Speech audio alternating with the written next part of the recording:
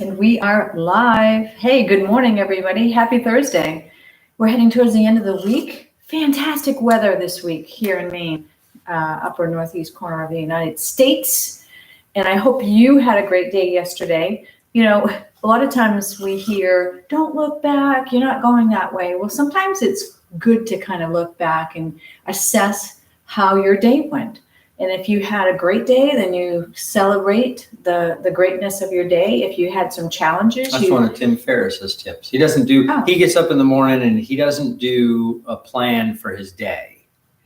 He does an assessment of what he accomplished the day before. That way he starts his day with a list of things he accomplished, not of things that that's great. Makes sense. And then at night he figures out what he's going to do the next day. That's a great idea. And you can also take a look at the challenges that you may have had and what you learned from them. Mm-hmm. So it's not like you look back and say, oh, boy, this happened. You look back and say, okay, this challenge came along and what did we learn? What did I learn from it? And also, what did we accomplish in our day, the day before? So it's not a bad thing to look back on your day. The trick is not to get mired in the negativity of it and beat yourself up over it. That's the trick about it. It's true. It's not just that, not just the negativity, even the positivity of it, So one of my mentors, he said that, pride in your accomplishments is fine if it's accomplishments from that day. If you're still going inventorying your past accomplishments and that being the source of your pride, that's not going to get you anywhere. But, being proud of what you did today, that's different. Now, I have another caveat to that. Let's say you're not feeling strong, some things are happening, you just don't feel strong as a person. You can look back at your past and take a look at the times that you did great things. And when you do that, you'll discover some strengths that you forgot you had. Mm-hmm. So there's different places for everything, I guess. And then also today's subject is also about getting out of your comfort zone. My mentor and my business partner, Dr. Jane Mims, says that if you're in your comfort zone, it's called the failure zone. Now, we all work towards being comfortable. That's how we are conditioned. Mm-hmm. But in order to move forward, it's going to be uncomfortable. And if you're always staying in the comfort zone, you're not moving forward necessarily, or maybe even as quick as you want to. It is uncomfortable. It's uncomfortable when you do new things. Kettlebell, if you're first starting kettlebell, it's uncomfortable. You're learning a whole new process, a whole new mind process, as well as a physical process. So get out of your comfort zone, grab a kettlebell with us and start working out. Give a shout out to the people who are working out with us. Thank you so much for being here with us. And we're going to get started, I guess, with a warm-up this morning. So let's put our coffees down, whatever you're drinking this morning. And get started with a warm-up. It's chilly. The sun is out, but boy, it was chilly this morning. I don't know what the temperature was, but chilly. Yeah, the temperature was chilly. All right, hops, just warming up the body. Now, if you're working out at night or in the afternoon after work, you still want to warm up before you get started with a kettlebell. So don't sit through this, you guys that are doing this in the evening or afternoon. You still want to do your warm up. Dropping your arms and shoulders down, making your arms like spaghetti. Karate chop is basically bending at the knees slightly, hips go back, and you're just karate chopping your arms down, letting your shoulders loosen up. Nice and easy warm up. One of my favorites, I like that one. And heart openers. And as we say, as we open our hearts and feel the gratitude of everything that we have in our lives, to even be able to work out together. That is a thing that I am grateful for, or whatever it is that you have in your life. And as you come around, we're just body tapping, waking up all the blood vessels, get the blood going. A little bit of a beating of the temple drum. I remember. You did. Holding at the hip crease. And just tapping the body as you come around. I could probably do this one all, like for an hour. It just feels good. It does.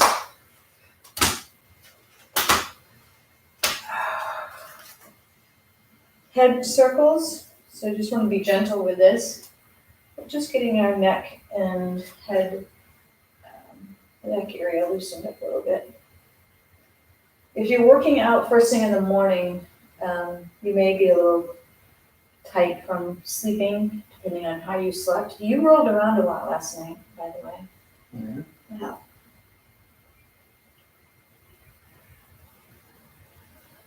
That's how David stays fit, is when he's sleeping, he doesn't stay still, he's moving.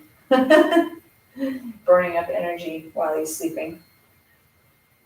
Actually, it's because he works out and he works hard physically. So, and we've been really on point pretty much with our eating. We did have wood-fired pizza last night, which was our treat, but we've been really paying attention to what we're eating. So take a look at what your diet is, what you're eating, making sure that you have, you're not overdoing with calories, your portion control is good. That's where I have the problem. Portion control. Yeah, God. Yeah. I could eat more than you. Most of the time I eat more than you. Yeah. In a sitting. Yeah. That's horrible. So I've been really paying attention to my portions. Now, most adults eat too much food. Most adults. Some adults don't eat enough, but most of us eat too much. And as you get older, what you're going to find is that you don't need as much food. And that's a difficult thing to swallow, no pun intended. But because what happens is you get conditioned to eating a good amount of food, and then you hit 50 or 60, and you're like, wait a minute, I'm starting to gain weight. And it's because our metabolism changes, and as we get older, we don't need as much food. So you have to pay attention to that, because my comfort zone is eating a large portion of food. And we were conditioned to do that. Back in the 80s and 90s, you go to a restaurant and they overfilled your plate. You go get a whatever, and it was like this big, huge, go get something. If you haven't been to McDonald's or a fast food restaurant lately, you ask for a small soda, it's this big. Or we had iced tea or something, and it was like this big. We're like, holy smokes. It's just too much food. So, all right. So tell me what your food problem is, if you have one. If you have a challenge when it comes to eating or food, drop it below and let me know what you struggle with the most. All right, are we ready? I think so. Okay, make a fairly narrow stance. Make sure your feet point straight ahead. All right. Fold at the hip. Pick it up with one hand, suitcase style. Bring it to the I like it when you say that. Suitcase style. Now, you're going to fold at the hip to get it moving. You're going to hold your right hand up by your shoulder. You're going to hoist it up, and it's going to stall up here at your left. That's what we call this the stall. So you're using your core. Yeah, I'm going to swing it up. I'm going to sit my hip back, drive into my feet to bring it up. And you'll be able to feel the difference. If you're just using your arm's going to It get ain't going to tighter. happen. You have to use, I tighten my core, grip my toes. And this is why kettlebell is such a great full body workout.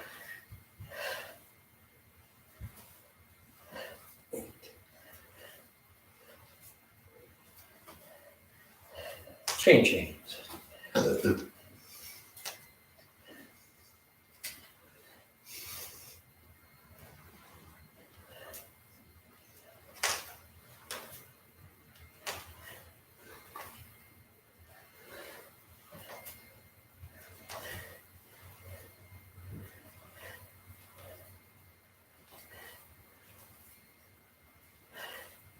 burrow yet? And sit it down. Okay. There's 10 on each All side. right. Now, we're gonna orbit the kettlebell around our body. I'm gonna move over just a little bit, I guess. So you're gonna reach down 2 hands, just like a swing, drive into your heels, pick it up. Now, get it moving just a little bit, give it some momentum, and it goes around the body. And this is the same thing. You grip your toes, solidify your core, seat your shoulders. I've got my thighs tightened. And now the other direction. Keeping our bodies straight and solid.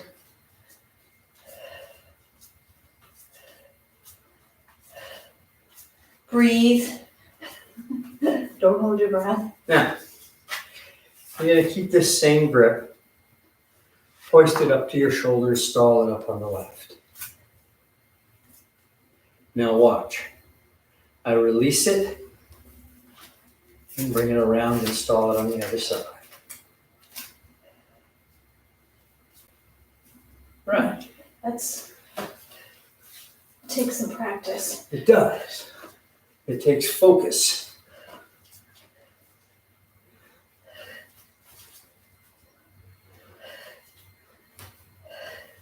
Oops, it's stuck.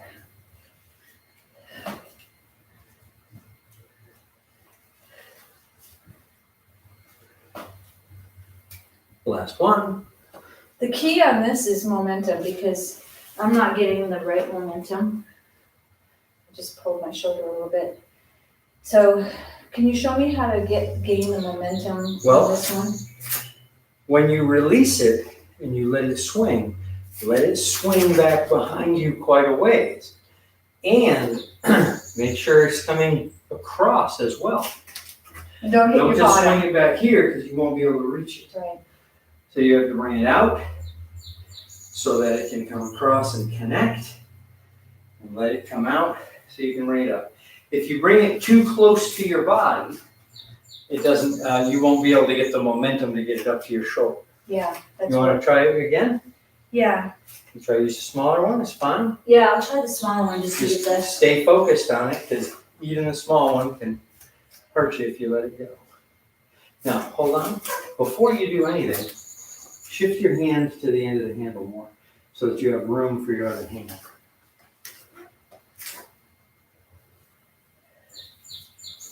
Nice. Feel how you gotta kind of get it way behind you a bit? And you have to have your hand at one end of the bell. That's right. Because you won't have room for the other hand to fit in. Correct. The smaller kettlebell has a smaller handle, so it's a little more difficult.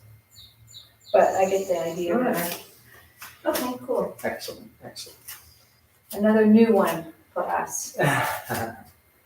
Okay, so we're going to actually extend that a little bit. We're going to do the same thing. We're going to swing it up to our stall position, but then we're going to press it. And now we're not going to be holding the kettlebell by the handle. We're going to be holding it by the ball. Looks like this. Here, and press. Now, if the handle touches me, it makes it a little easier for me to balance it. So it looks like this. Swing, stall, and press. Swing, stall, and press. Now, what I'm doing, you might want to start with this with a smaller one. Okay. What I'm trying to do is continue the momentum, right? Stall here, but don't quite stall it.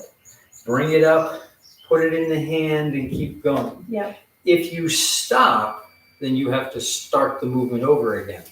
If you continue with it, continue with the momentum, you won't. Suitcase stuff. Mm-hmm. That's right. Now, I don't dare to really let go of this. Okay, so if I So had it one like of the things, this. no, stick your thumb Oh, through the handle. That is going to give you a better, more secure grip on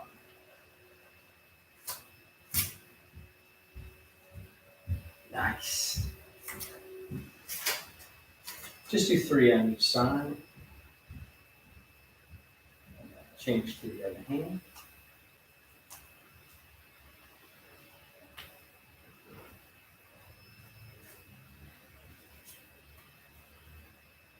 Just one more. And set it down. Now, we don't need to do it now, but the full exercise is here. Ooh. Right? So we do a pass behind the back, stall and press. Make sense? Yeah. All right. Whew. All right, let's come down to our feet. We're going to do our calf raises, but we're going to do our calf raises in a handle stand. Now, you can hold the ball if you like when you do it, or not. Either way. So, I'm just going to feet on either side of the bell. your camera a little bit. So you can see. There you go. Let me see who's here with us while I'm up here. We have Joseph Kupal, Joshua Brown, Jackie. Hey, good morning. Ah, thank you. She says we're amazing. Thanks, Jackie. Love you. Okay. Okay, so we're going to do our handle stand, starting with our feet pointing straight ahead.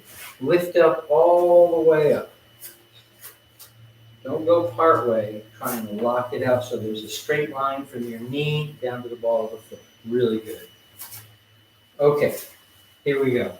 Starting with the left hand, bring it to a handle stand. Keep it in tight. Lift. 1, 2, 3, 4, 5, 6, 7, 8, 9, 10. Set it down. Okay, you're going to change to the other side. These ones we're going to do with our feet turned out at 45 degrees. So start with your feet forward. Grab the bell with one hand. Swing it to a handle stand. Point your feet out 45 degrees. Lift. 2, 3, 4, 5, 6, 7, 8, 9, 10. I almost got to 10 on that one without putting my hand on the top, but. Nice, nice. These things are, we're doing an exercise on this extremity and this one at the same time. So it really divides your attention from the top to the bottom of your body. Sure does. And that's what a lot of these exercises are. Why would we spin the weight around our waist, catch it, and throw it overhead? Because it challenges us. When you challenge yourself, that's when growth happens. Which is what we talked about earlier, comfort zone, getting out of the comfort zone for sure. Yeah, so you'll find a lot of these uncomfortable, but. Yeah, one of my mentors told me, he says, if it feels uncomfortable and wrong, you're probably learning something. Yeah, pay attention because you're learning something. Okay, so I'd like to do sort of a workout with doing the snatch. Okay. So I'd like to do these for multiple. I'd like to do 50 of them. So just the snatch itself? Just the snatch. Okay. So what we're going to do 5 on each side, back and forth. Okay. So essentially 10 sets like that. The keys to remember on the snatch. Power dynamic is the same as the swing. Keep the bell to the midline. Don't let it drift to the left or right.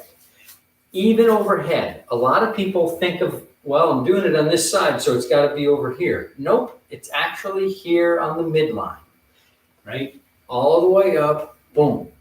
If you can get your bicep to your ear, you will be very, very close to the midline. And then when it falls, it just falls straight down the midline, right? Mm-hmm. So Here we go.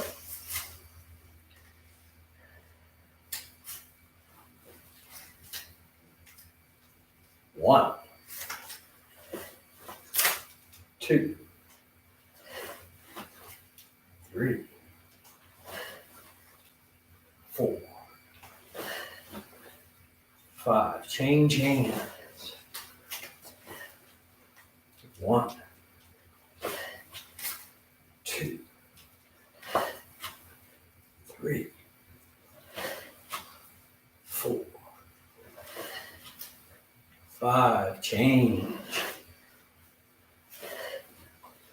One,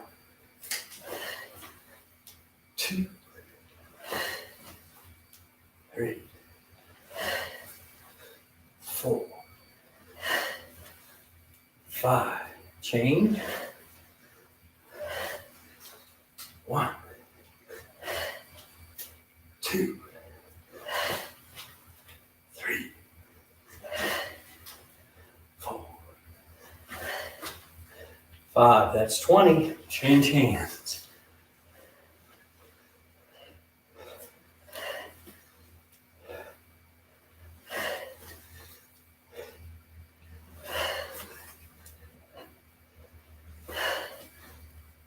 Change hands.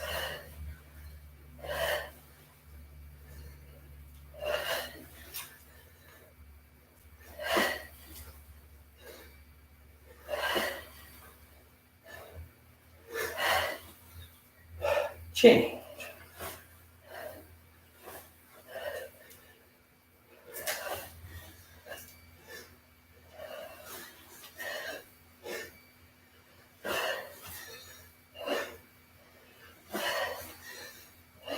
Change.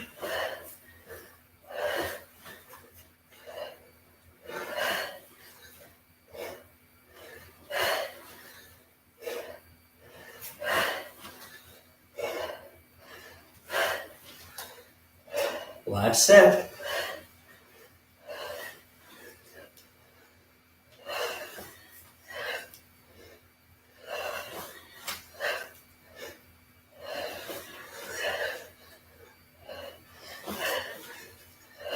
Change.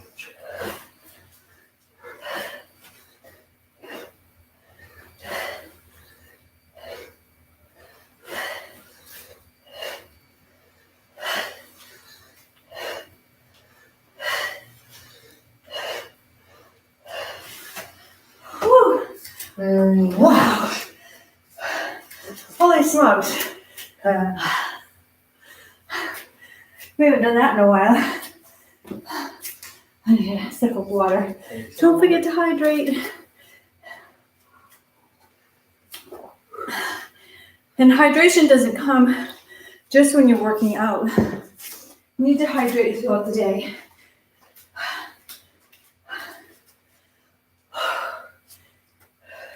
Very nice. Wow, that got my cardio going.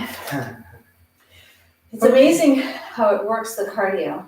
Yeah. Like, surprisingly so. Like, when you see, like, if I watch you doing it, it looks so easy. It doesn't even look like it's taken any effort. Yeah. But it really does rev up It's amazing. your metabolism and your cardio. Okay, put the kettlebell to the front for a bit. Come on down on one knee. Cross your arms. Now, I'm going to take my hip and I'm going to move back towards like that corner of the room. And I'm going to bring my shoulder down towards the floor and come back. Now, try not to bend your back. Try and do this just with the hip. Think of reaching your elbows to the floor.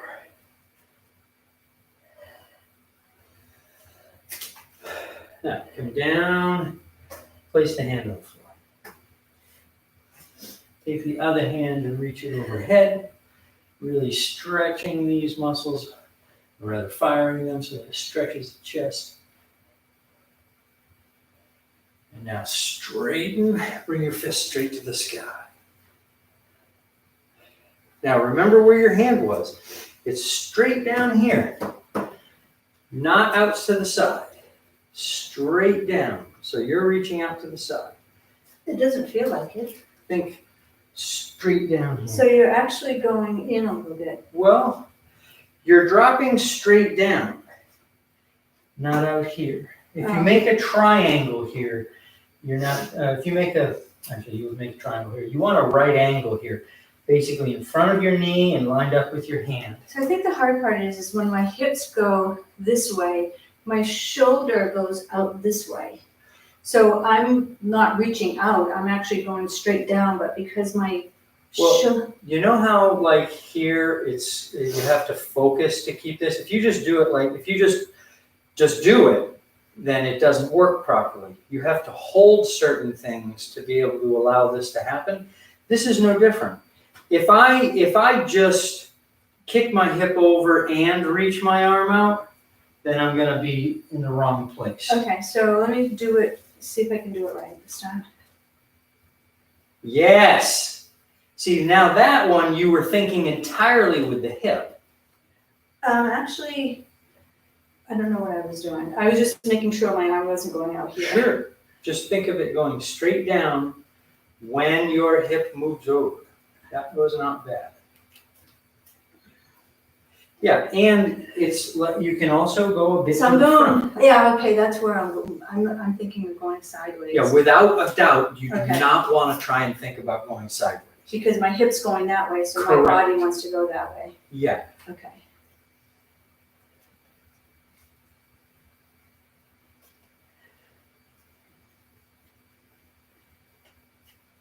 Yeah, that's it. Now come down and reach your hand on the ground. Now push your hip further, and that will bend your elbow. But you have to think of it as that movement, going over with your hip. So I'm going sideways. Yeah, the more you push your hip over, the more you will be doing the exercise correctly. So if you look straight at me here, right? It's easy to both move the hip and move the shoulder. I want to think about just moving the hip. And then even here, people are like, well, I can do that. No, do that. Move it straight down because of the Forward. hip going over. So you're moving it forward. Yeah, forward is definitely better than to the side. So that you're only moving from here to here. Yeah, see, I can't move, my hip doesn't go anywhere. Then don't move.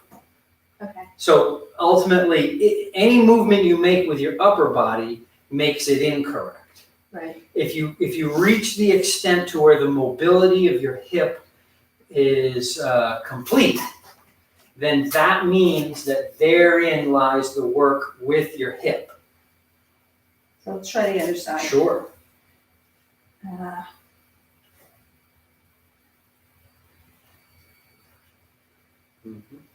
Think we come back up. Now try to do it in a way where you're not doing this at all. In fact, the hand never touches the ground if the hip doesn't go far enough. Okay, so.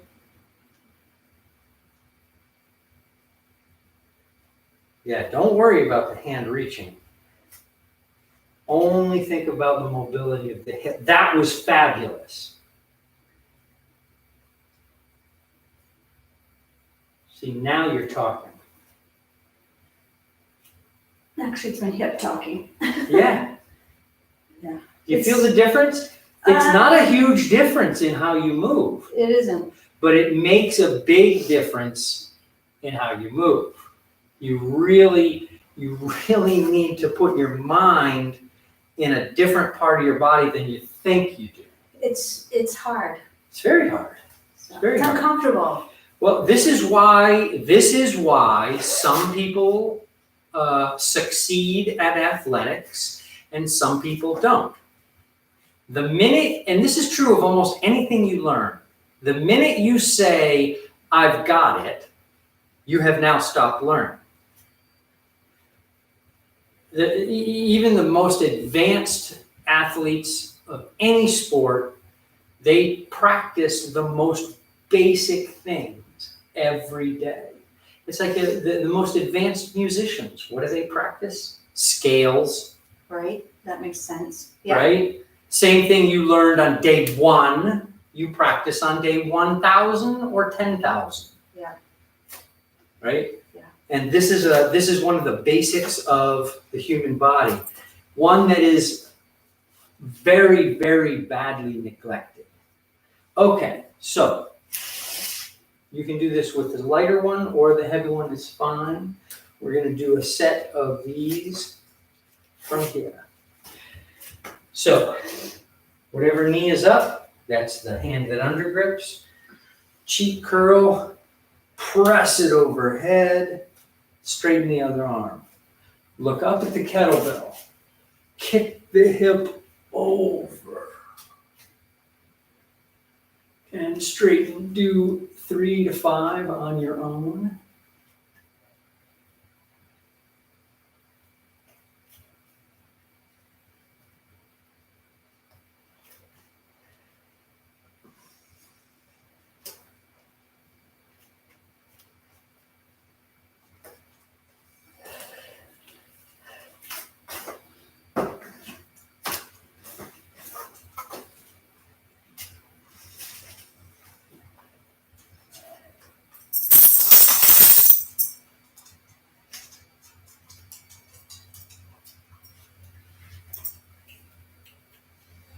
Very good.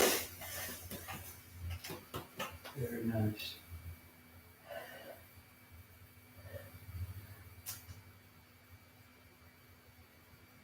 Real good.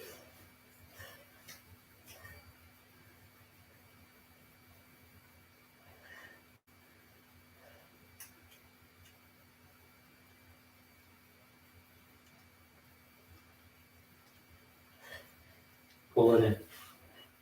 Very, very nice. A big difference, isn't it? Yeah. It's so much harder at first. It's harder. Yeah. Because the connection to from your brain to that movement isn't there. Once that's there, then the muscles can be strengthened. Yeah. Want to do a little bit of abs before we? Yeah. Let's have a seat. So we're gonna come down on the floor.